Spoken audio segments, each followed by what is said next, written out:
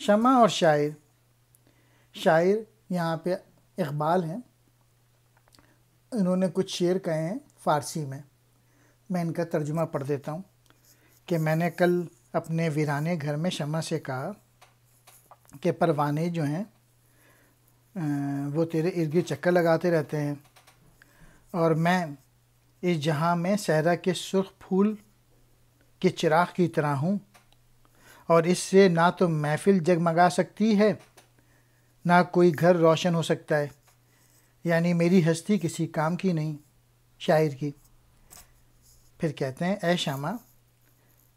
میں بھی تیری طرح سے مدت سے جل رہا ہوں، مگر آج تک میرے شعلے کے گرد کسی پروانے نے چکر نہیں لگائے۔ اس محفل سے ایک بھی ایسا دیوانہ نہیں اٹھا جو میری جان میں تڑپتے کا قدردان ہو۔ اے شمع، تو نے یہ دنیا کو روشنی دینے والی آگ کہاں سے حاصل کی ہے، جس کے سبب